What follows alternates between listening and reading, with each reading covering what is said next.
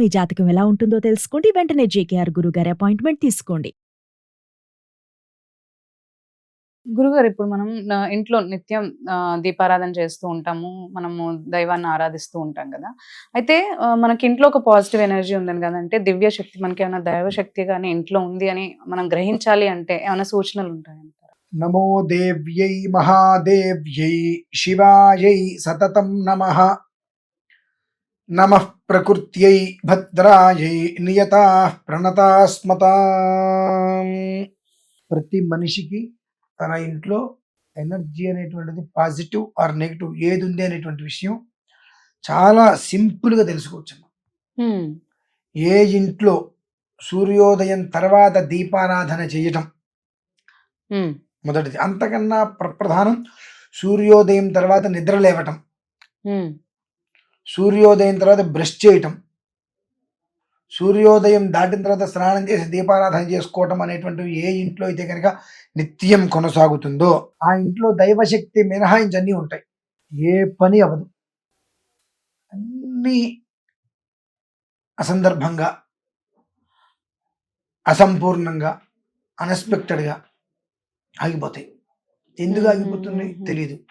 ఎండమావుల్లాగా అంత దూరంలో అన్నీ మనకు కనిపిస్తాయి. దగ్గరికి వెళ్తే అక్కడ ఏముండదు. ఇంకా అక్కడ ఏదో ఉందని మనం పరిగెడతాం. నడుస్తే ఇంకో 4 అడుగులు వేసేవాళ్ళం. పరిగెత్తుడు గ్యాస్ వచ్చి తాగడానికి వీలు లేవు, అక్కడేమీ లేవు. బ్రహ్మ సత్యం జగత్ మిథ్య. ఆ సత్యాన్ని మనం గ్రహించక ఏదైతే మిథ్యం అనేటువంటిది ఉన్నదో దాని వెంట పరిగెడుతున్నాం. కనుక ఇవాళ 198 గృహాలు నెగిటివ్ ఎనర్జీతో నేనండి. అంటే దైవశక్తికి దూరంగా ఉన్నాయి. నెగిటివ్ ఎనర్జీ అంటే దయ్యాలు భూతాలు ప్రేతాలు వచ్చేది కాదు, దైవశక్తికి దూరంగా ఉంటుంది. ఆ కారణం చేత ఆ కుటుంబంలో కలహము లేకుండా ఉండదు. ఏ రోజు ఏదో ఒక రకంగా ఎంత సంపాదించినా, ఎంతలా ఉన్న మానసిక ఆవేదన, మానసిక దౌర్బల్యము, కుటుంబ అన్యోన్యత కోల్పోవడం అనేటువంటిది తరచూ ఏదో ఒక రకమైన సమస్యలు కుటుంబంలో వస్తూనే ఉంటాయి. మరి ఎట్లా ఏముందండి? సూర్యోదయ పూర్వం నిద్రలేవండి. కాదండి రాత్రి మాకు పెందలాడి పడుకోవడం కుదరట్లేదు, ఇప్పుడు ఐపీఎల్ మ్యాచ్లు వస్తున్నాయి, అవి అయినప్పటికీ 11 అవుతాయి. ఐపీఎల్ మ్యాచ్ చూడకపోతే నష్టమేం లేదుగా. నష్టమా? లేదు, నష్టమేం లేదుగా. 9:30 ఎన్ని పనులున్నా నువ్వు వదిలేసుకొని పడుకోగలిగితే తెల్లవారుజామున లేవగలుగుతావు. 6 లోపు నువ్వు అన్ని పనులు చేసుకోగలుగుతావు. అది కూడా ఎట్లా? తెల్లవారుజామున లేచి సూర్యోదయ పూర్వం మొహం కడుక్కొని స్నానము చేసి ఇల్లు ఊడ్చి పాద ప్రక్షాళన అంటే స్నానం చేసిన తర్వాత ఇల్లు ఊడ్చాలండి. అదేంటండి స్నానం చేసిన తర్వాత ఇల్లు ఊడటం ఏంటి? పెచ్చగా ఉందా మీకు? ఏం మాట్లాడుతున్నారు? ఓకే, పిచ్చ తిక్క వెర్రి పచ్చ అన్నీ ఉన్నాయమ్మా. కాబట్టి నేను నిజాలు మాట్లాడుతున్నాను. అవన్నీ లేకుండా మీరందరూ భ్రమలో బ్రతుకుతున్నారు కాబట్టి మీకు నిజాలు ఎక్కమని అంటా. నేను చీపిరి అంటే ఎవరు? లక్ష్మీదేవి అని చెప్పి మన పెద్దవాళ్ళు అంటూ ఉంటారు. దాన్ని దాటద్దు, కాలు తగిలించద్దు, దాన్ని దాటద్దు, దాన్ని పక్కన పెట్టండి అంటూ ఉంటారు. లక్ష్మీదేవి దాన్ని దాటద్దు అన్నప్పుడు రాత్రిపూట మంచం మీద పడుకొని ఆ అపరిశుభ్రమైన వస్త్రములతో ఉదయం అది చీపిరి ముట్టుకోవడం సబబేనా? మరి లక్ష్మీ అమ్మవారిని ముట్టుకోవడం సబబేనా? లక్ష్మీ అమ్మవారు అన్నది మరి ఇల్లు ఊడ్చేది అంతే. దాన్ని దాటు, కాల్చు, తొక్కు, తన్ను ఏదైనా చేయప్పుడు. ఇంకా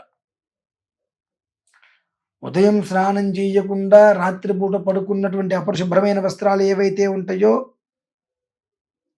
మాలిన్య వస్త్రాలు అంటారు. అంటే రాత్రి కట్టుకున్న వస్త్రాలు వెడవకుండా ముట్టుకోకూడదు. ఆ వస్త్రాలు ఏవైతే ఉన్నాయో ఆ వస్త్రాలతోటి అలానే నువ్వు ముట్టుకుంటున్నప్పుడు ఆమె లక్ష్మీదేవి ఎందుకు అవుతుంది కదా. కాబట్టి ఆమె లక్ష్మీదేవిగా భావించినప్పుడు స్నానం చేసి శుభ్రంగా ఇల్లు ఊడ్చుకొని ఆ తర్వాత పాద ప్రక్షాళన చేసుకొని వచ్చి అప్పుడు దీపారాధన 5:30, 6 సూర్యోదయానికన్నా ముందు దీపారాధన చేసుకోగలిగితే నిత్య కళ్యాణం పచ్చతోరణం ఆ ఇల్లు. ఎప్పుడూ కూడా ఇంట్లో ఈశ్వరుడు తిష్ట వేసి ఉంటాడు, కదలడు, ఎక్కడికి పొమ్మన్నా పోడు. ఎందువలన ధర్మ సంయుక్తంగా ధర్మానికి ఎక్కడా కూడా సంకటం రానియకుండా